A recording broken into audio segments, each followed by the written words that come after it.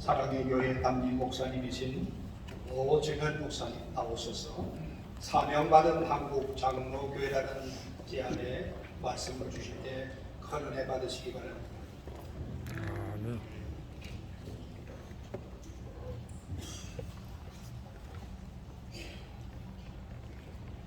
저희가 이 코로나의 강을 건너는 이후에 한국 장로교회가 각 교단 대표들 마음을 모아가지고 다시 일어서고 다시 재봉하기 위하여 이 자리에 모여 가신 우리 생명과 소망 되신 주님을 찬양합니다.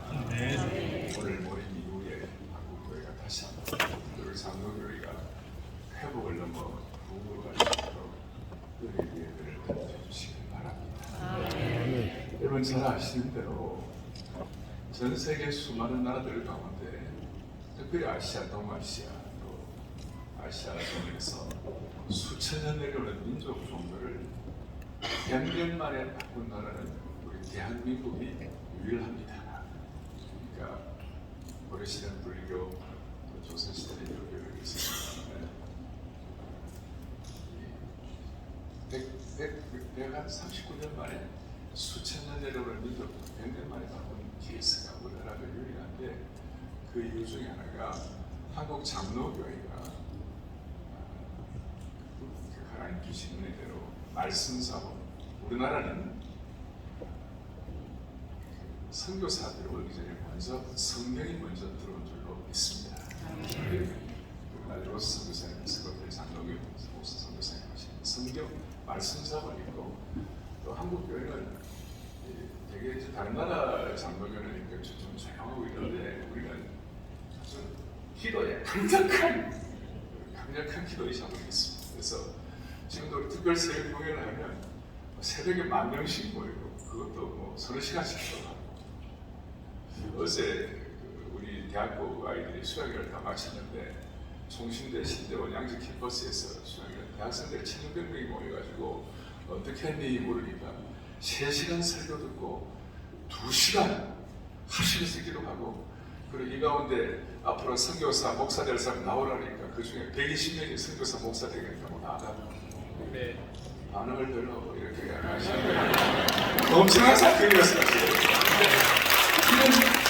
이건 정말 독특한 3시간 말씀, 2시간 기도, 말씀 자본, 기도 자본. 또 우리 한국교회는 특별히 장로교회는 헌신 자본을 갖고 있는 것입니다. 세계 어느 나라가 집 팔아가지고 교회에 강수한테 헌신하는 그런 나라 쉽지 않습니다.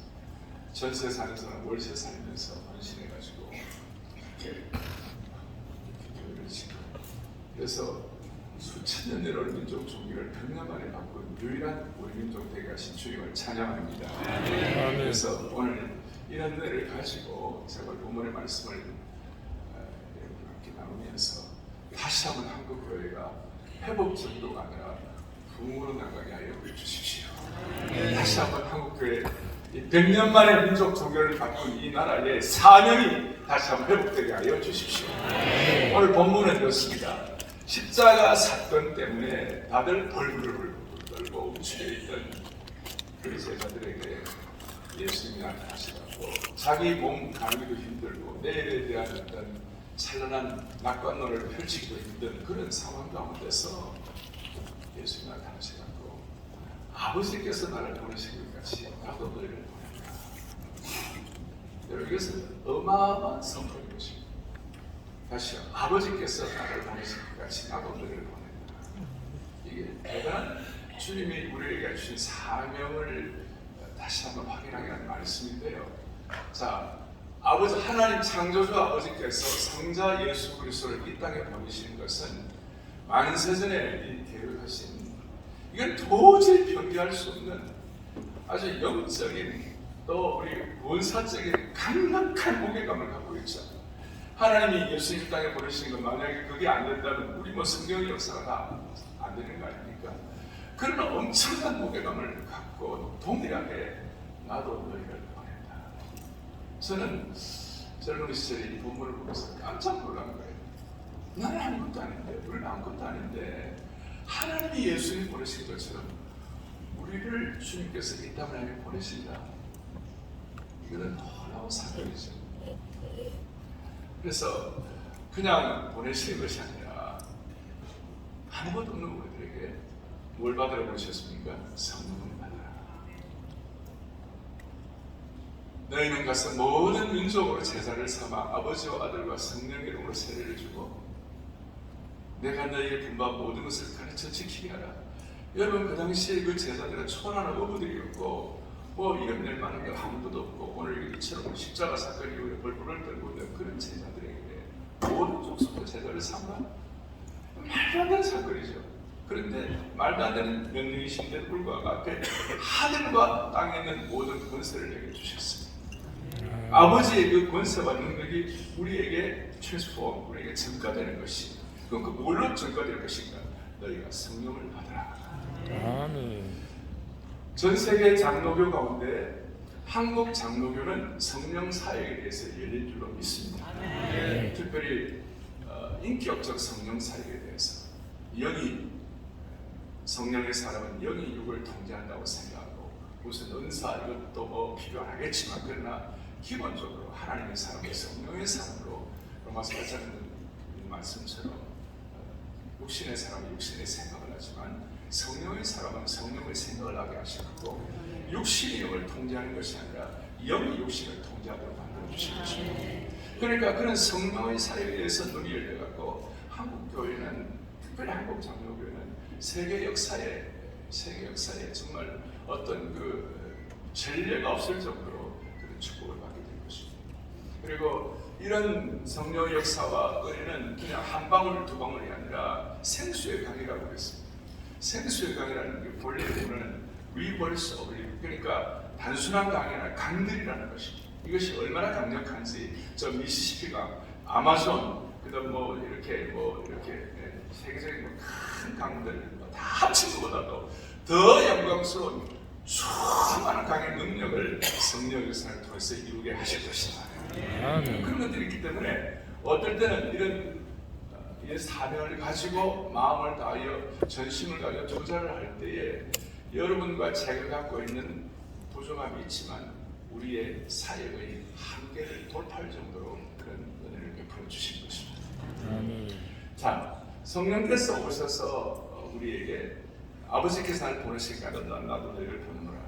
그러니까 지금까지 우리 한국 교회나 우리 장로 교회가 나름 사명을 잘 감당해 오고 애를 썼지만 이제 우리가 조금 더 성령 충만한 한국 장로교가 되게 하여 주셔서 시대적 사명을 감당할 수 있도록.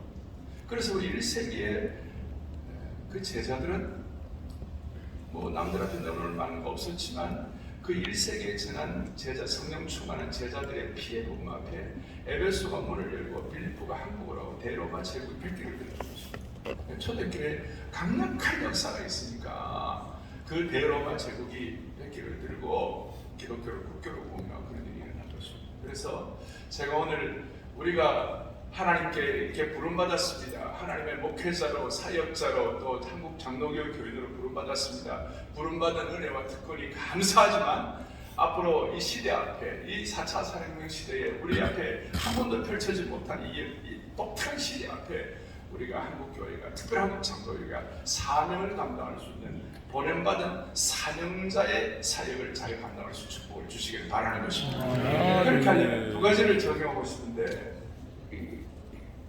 시간 빨리 마치려고 달리고 있습니다. 두 가지를 적용하고 싶은데 한 가지는 뭐냐? 1세기의 전투적 교회를 다시 회복해야 합니다. 1세기의 전투력 있는 교회를 다시 회복해야 합니다. 그래서 저는 기도할 때 하나님 아버지 우리가 21세기의 교회지만 1, 2세기 교회의 능력을 회복하게 해 주십시오. 우리가 21st church지만 with the first century power. 우리 1세기 교회의 그 능력이 우리에게 있어지게 하여 주십시오.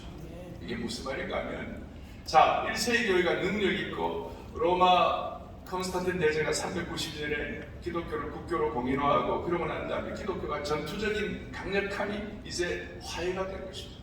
국가와 교회가 화해가 되는 같이 가는 것입니다. 화해가 되다가 천년의 역사를 가다 보니까 이게 이제 동화가 되고 세속화가 되고 온통 모든 것이 기독교화된 것입니다. 기독교 건축, 기독교 정치, 기독교 미술, 예술 모든 것이 기독교. 그러다 보니까 세속화가 되고 힘이 없어지고 나중에 로마 캐톨릭이 그야말로 뭡니까 바티칸 그 지을 때 행위구원을 강조할 정도로 그런 잘못된 방향이 잡혀 있으니까 이래는 안 되겠다 이렇게 해서 우리 개혁자들이 정말 뭐 화형대 이슬에 사라질 낙스 같은 그런 캘빈이나 루터나 이런 전략 툴을 다 해가지고 캘빈을 통하여 우리 이런 장로가 이어지게 보면서 우리가 개혁 교회를 하면서 우리 잘못된 동화된 것, 세속화된 교회가 회복돼야 한다. 그러면 무엇이 가장 가치 있는 교회일 것인가? 거룩하게 구별돼야 한다. 이 로마 캐톨릭이 내려오는 모든 것들로부터 거룩하게 구별돼야 한다. 그러면 거룩하게 구별돼야 하는 표징이 뭘까? 세 가지가 제대로 돼야 한다. 말씀이 제대로 선포되고 있는가? 한국 교회는 지난 시간 동안 그래도 본문 성경 읽어놓고 그냥 예화만 되는 그것이 아니라 그래도 본문에 의거하여 말씀을 전하겠다는 그런 축복을 주시는 데는 감사하는 것입니다. 그런 은혜가 계속 지속돼야 할 것입니다. 말씀이 제대로 선포되고 있는가?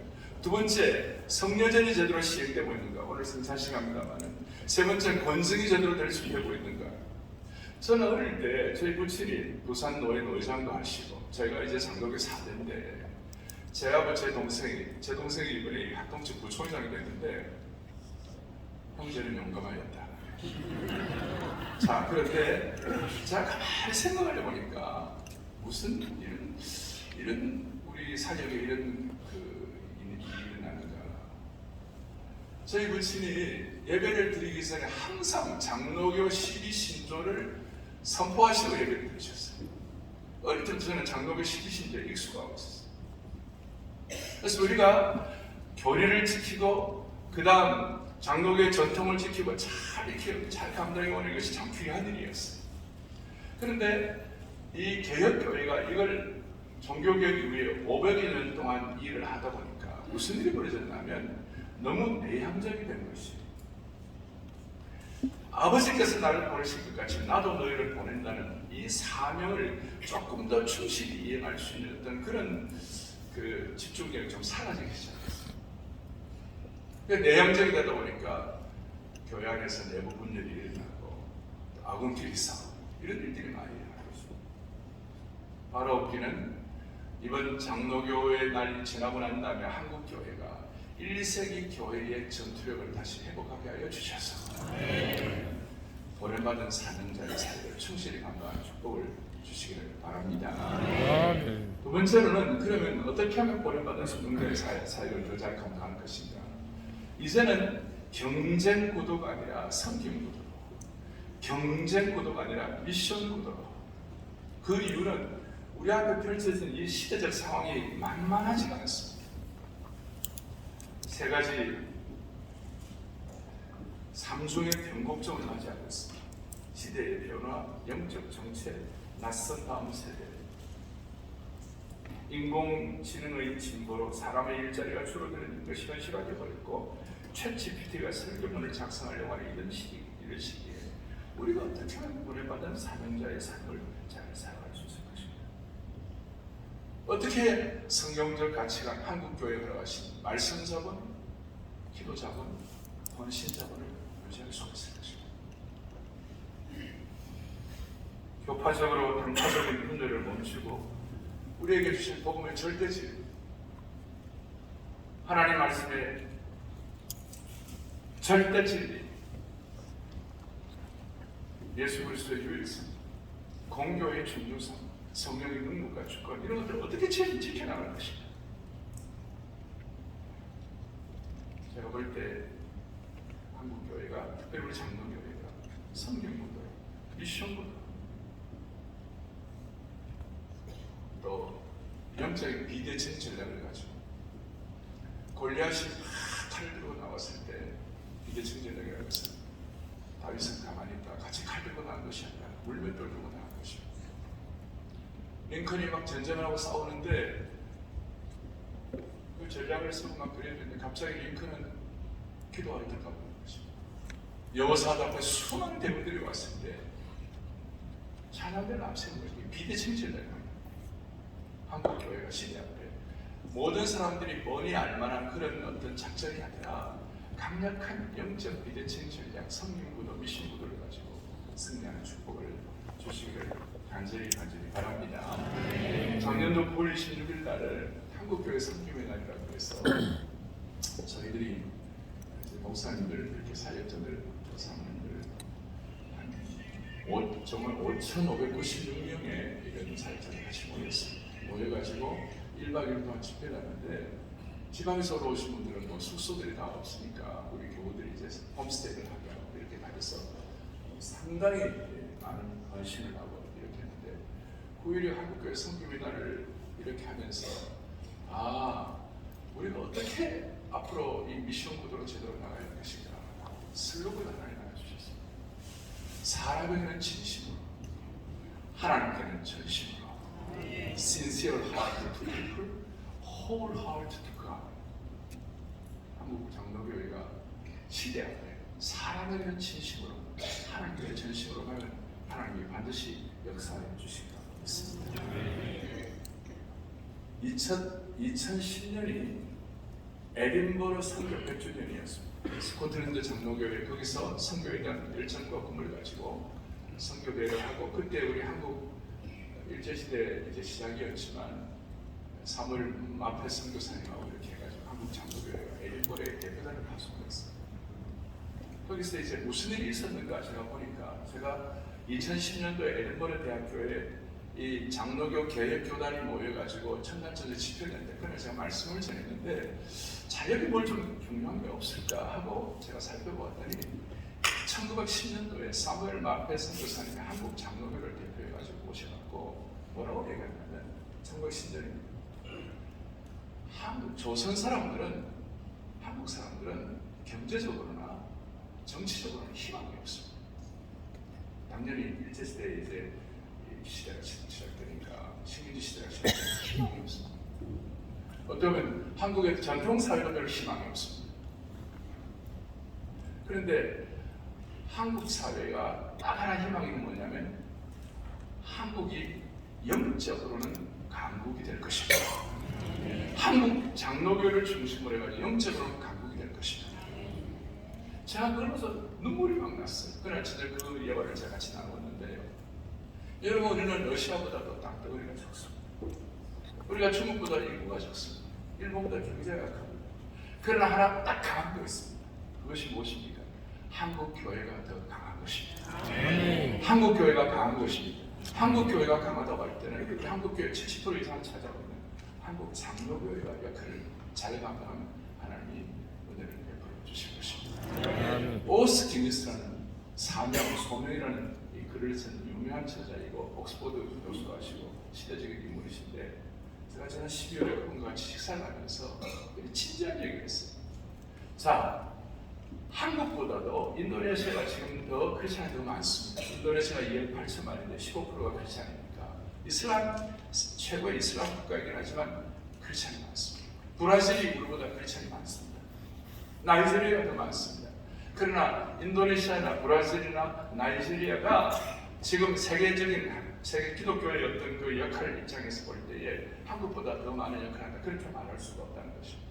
왜냐하면 한국 사회는 장로교가 중심돼가지고 정치, 경제, 입법, 문화, 사회 모든 영역에서 나름대로의 리더십을 구축하고 있기 때문에 이 리더십이 건강하게 잘 가기만 하면 한국 사회는 그래도 시대 앞에 세계 이 복음주의권과 세계 개리교회의 귀한 역할을 감당하게 될 것이다. 그렇게 해서 미국 교회의 리더십을 앞으로 한국 교회가 좀 같이 나누어서 짐을 져야 할 시대가 왔다 그렇게 했어요. 오늘 이후에 한국 교회가 세계 교회가 돼서 한국 장로교회가 세계 교회 좋은 지도력을 발휘함으로 말미암아 세계 선교를 마무리하는 영광스러운 축복의 길을 간절히 소원합니다. 기도하겠습니다. 주님 감사합니다. 한 번밖에 없는 우리의 세계를 붙잡으시고 오늘 이와 같이 우리가 귀한 장로교단을 섬기는 목회자가 되게 하여 주셔서 우리의 영혼들을 섬기며 한 사람 한 사람을 그리스도의 신실한 제자로 양육하고 키울 수 있도록 도와주신 것 감사합니다. 주님 오늘 이 귀한 장로교회 날 이후에 한국교회, 한국장로교회가 회복을 넘어 붐으로 나가게 하여 주옵소서. 1세기의 강력한 성령 충만한 전투력이 회복되게 하여 주시옵시고, 이제 한국교회가 아군끼리 내전의 분열을 다 멈추고 하나님 아버지 미션 구도, 섬김 구도로 나감으로 말미암아 사람에게는 진심으로, 하나님께는 전심으로, 헌신함으로 세계교회 역사를 바꾸는 귀한 한국장로교회가 되게 하여 주옵소서. 오늘 이 귀한 모임을 위하여 보이지 않는 자리에서 헌신하고 수고하신 모든 분들, 물도원 하나님의 신정으로 섬긴 모든 분들, 하나님 나라의 강력한 일꾼으로 사용하여 주시옵소서. 우리 주 예수 그리스도를 받들어 간절히 기도 올리옵나이다. 아멘.